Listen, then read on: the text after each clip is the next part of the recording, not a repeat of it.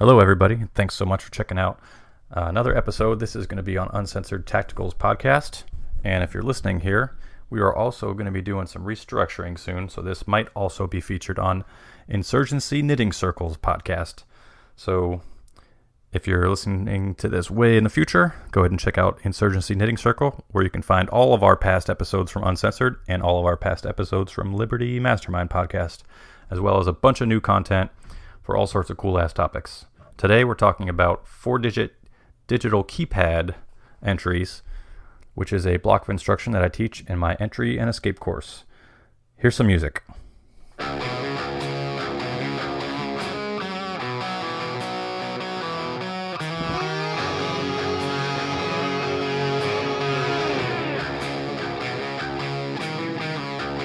gonna take a freight train down at the station, and I don't care where it goes. I'm gonna climb a mountain, the highest mountain, Lord. Hello, Jack. Hey, what's going on? Happy to be here. Super pumped. Me too. I'm actually cracking open another, what is it? Pineapple Shandy beer. Yeah, beer. From Aloha Traveler. The Traveler Beer Co. Nice. I've got water. God damn it. We need to have an intervention soon. I was going to go out today and get some vodka while I was running errands, but it just didn't work out. Do you hear that in the background? I don't know what the hell that was. Okay, so That was probably, I mean, I'm at the store right now and we're still open, so. I had a blender in the background, I think. Oh, All right. okay, So that wasn't me. let's talk about this housekeeping, and let's keep it under 5 minutes, and then let's jump into the show. So you want to talk about this restructuring in case people are listening to this in the future and they're concerned or confused as to why Uncensored only has 20 or 30 episodes? Yeah, sure. So we have two podcasts. We started off with one, Liberty Mastermind podcast, and then because of all of your cop stuff that you were doing, you started one for Uncensored Tactical that dealt with a whole bunch of that stuff because we felt that some of our listeners weren't enjoying that aspect of it. And then more tactical stuff started being added to that. And, well, I'll let you finish it. Okay, so we separated the two so that tactics didn't overrun the Liberty stuff. Right. I also like to use my tactical issues that I talk about, and there's a lot of overlap with Liberty issues. So Right. going to chase after bad guys for a warrant. Okay, great. Because you can do something legally doesn't mean you should. So I had a couple entries where people asked me to come and do my lockpicking, and they go, oh, I come to find out, in the middle of my entry process, oh, he's got a warrant because he didn't pay to update his driver's license. And I'm like, whoa.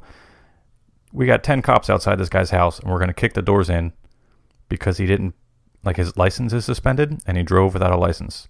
That's it. And so it's hard to keep that Liberty stuff outside of Uncensored. So the two just overlap so much, and we had a great audience on our Discord app, which the link will be in our show notes today to get on our Discord. A bunch of our Discord people were like, yeah, we listened to you record live on both podcasts, and we can't really fucking tell the difference because a lot of your hosts are on both of them. And so we tried to separate the two to make it more simple, and it ended up being more complicated. So we are doing some rebranding, and we are refocusing everything towards the Insurgency Knitting Circle. So that's going to be popping up here soon with its own website and its own podcast feed. And I will still own uncensoredtactical.com. Liberty Mastermind will be deleted very soon.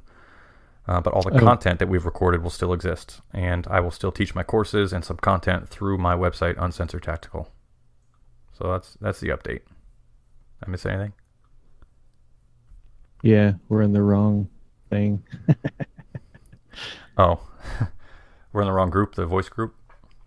Yeah. Well, we'll leave it here, and they can, we're only going to be, this is going to be a short episode, so they can listen for a couple minutes.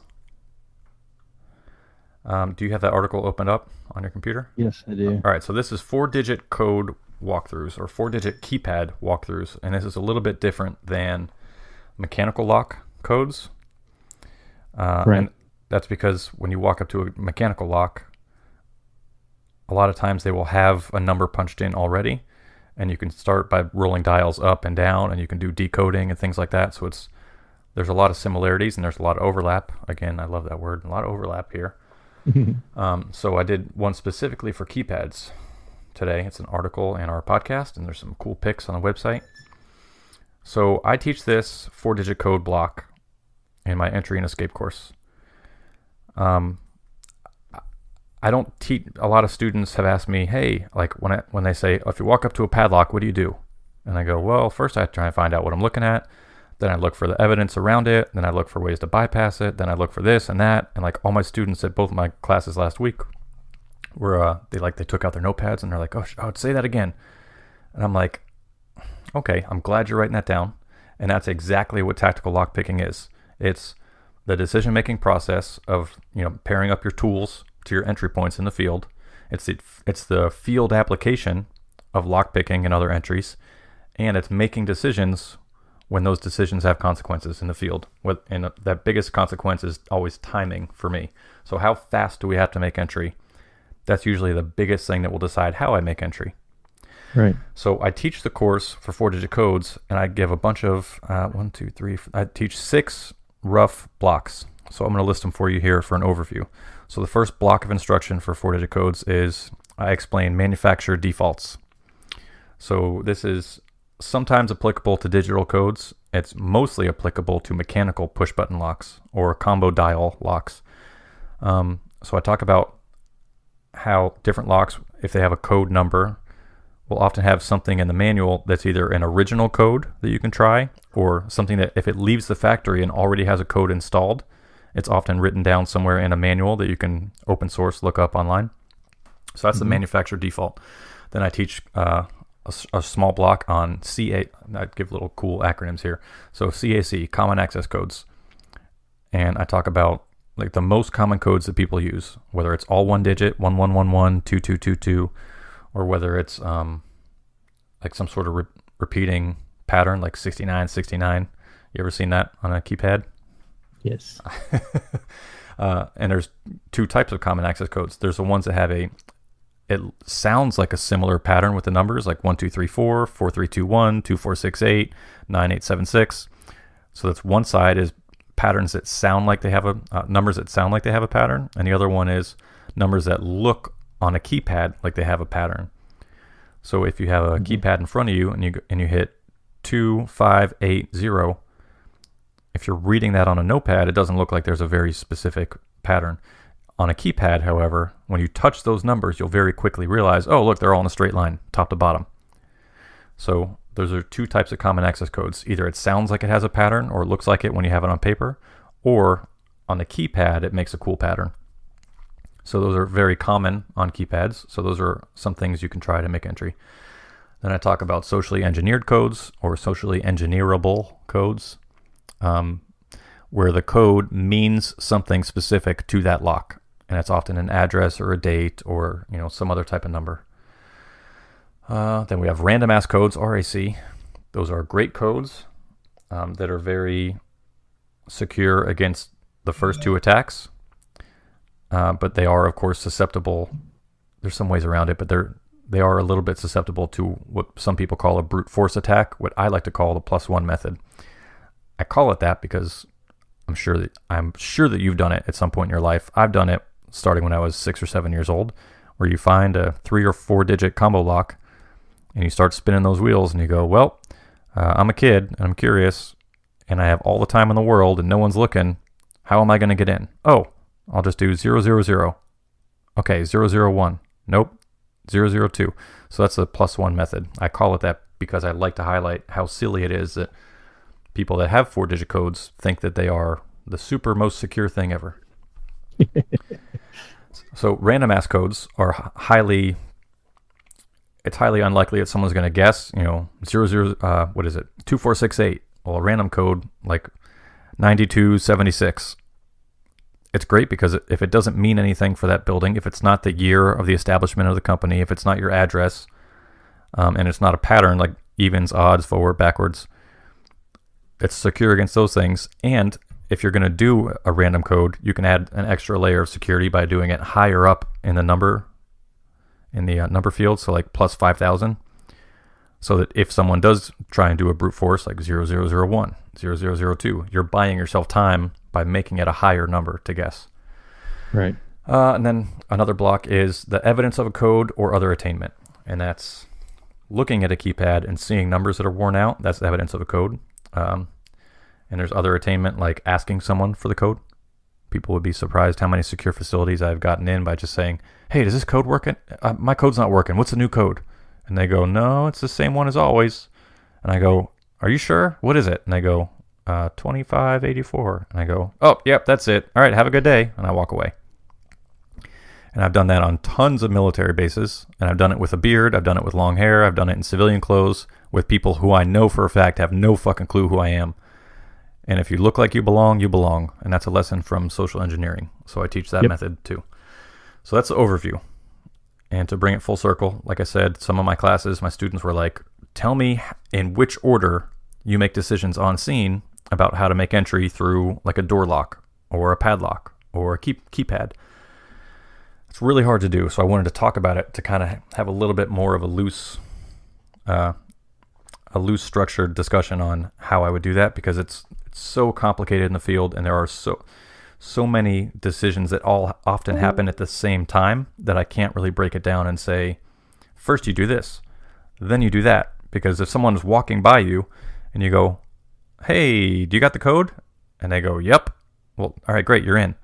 If no one walks by you, well, then you can't really put that into your decision matrix because you haven't been presented with that. And right.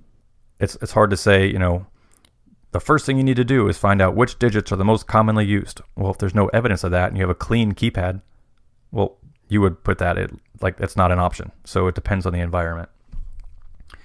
So I did a cool walkthrough, and if you're looking at my article here, step one was my initial assessment. So we talked about in your class some of the things you can do before you even get on scene with things like Google Earth and just going to a company's website and starting to gather information and seeing pictures of the facility or the house. So I talked about that quite a bit. Then I decide, okay, which entry point is probably my quickest? And then I talk about, okay, is there evidence of a code? If there is, here's some things you can do. Then I talk about, if there's no evidence of a code, I'll often try a few really quick socially engineered codes. So I'll look up a phone number and an address real quick and see if I can arrange those into a 4-digit code. Then I'll start looking around for other evidence of a code. So taking a walk around and looking for numbers that are printed up in places. I'll do a quick Google search and see if there's any digits that are easily attributed to that lock or that facility. If that doesn't work, I try 1, 2, 3, 4, 4, 3, 2, 1, 0, 0, 0, 0, 5, 5, 5, 5, things like that. I talk about whether or not there's a star or a pound or a key sign that you have to press before or after the code, because that will, if it's 3 digits and a star, and you can see the wear pattern on the lock or on the keypad, you might only see 3 digits that are worn in, but if you see a star that's worn in, now you have to think, okay, is it 3 digits and star, or is it star 3 digits, or is it those 3 digits, but one of them is used twice, and then you press star. So trying to figure out a bunch of different identifiers, and all this stuff, like I said, happens near the same time as you're looking at the lock. So that is a quick overview of all the 4-digit shit that I wrote an article on today. You want to hash any of that out a little more? So most keypad locks, like the ones you see in the picture, most of those are going to be 4, 6-digit codes, right? 6 is not as common, and 5 is not even as common. The most common I've seen is 4, and then almost tied for second is 3 and 5 digits. Okay. Especially for keypads. It's really rare in my experience that I've seen a keypad with 3 digits, but it happens. And those are the most common if there is a star involved or a pound sign or a key sign involved. Right. In the recent courses that I taught, we did some pretty cool drills too on some of this information. I plan on adding more of that to the course. It's going to be real tough to teach a one-day course. I just keep adding so much content. After I took your course, I started noticing keypads and people punching them, and you can pretty much stand right next to a person. I mean, pretty freaking close to a person and watch them punch it in, and they don't even know you're there. That's the other thing too. Social engineering plays a big part of my entry course too. It plays a big part in making entry unseen. It's hard to give a full course on social engineering. That might be its own separate block of instruction. People don't like confrontation, and they also don't. It's funny too. Like if you watch someone punching a keypad code, they're almost apt to not cover it up because they don't want to look defensive. Mm-hmm. So if you look, like I've felt that too. I know it exists because I've read all about it. I teach all about it. I've experienced it myself on both sides of that by looking at people punching in codes and by having people look at me. It's kind of like, oh, what a dick! You don't trust me I'm not going to steal your code. I'm not even going to remember it. So it's like people hate confrontation. So yes, and keypads are just uniquely insecure, period, because of what we talked about. If you can go 001, 002, then really how secure is it if that's the method that it takes to break this open? Yep. The only thing that makes it secure is time. Yeah, like all security. So it's all security is done in layers, and all security is really to buy time for. I mean, even the White House, even those bunkers, yeah, you might be able to withstand a blast, but with enough time, you get a couple dudes with some drills and some hammers, and eventually they're gonna get in. But the longer the time you have, the more likely you can get reinforcements, the more likely you'll catch them, the more likely they'll be flanked. And I mean, that's a super high security example, but like your home, if someone wants to kick in your front door, they're going to kick it and then kick it and then kick it, and they'll probably get through. If they really want to get in your house and they just can't kick that front door down, they're going to go to a window. If they're really determined and they smash that window but it's got security film, well, now they're pissed. Well, okay, what if they take their car and they drive it through your window? Okay, they got in. Like, if you're determined, you'll get in. But the more time you have, you can call 911, you can get police coming, your neighbors will hear, and hopefully you have a good relationship with them and they're highly armed. So yeah, buying time is really all that security is. Yeah. That's all I got. So that was a quick rundown. And we're about to do a quick meeting with some of our Discord members to try and bring some more value there. And I just want to remind everybody that a lot of our content is shared offline as well. So there's tons of value being spread around on our Discord channel. Me and Jack are both active on Instagram. I'm at Uncensored Tactical, and Jack is at RezQJack, RezQJack. And if you have any comments, questions, concerns, or if you would like to hear a specific topic for us to talk about, or if you would love to come on the show and share some of your value with our audience, we would love to have more interviewees on here. So go ahead and send us an email at uncensoredtactical@gmail.com. Thanks for listening.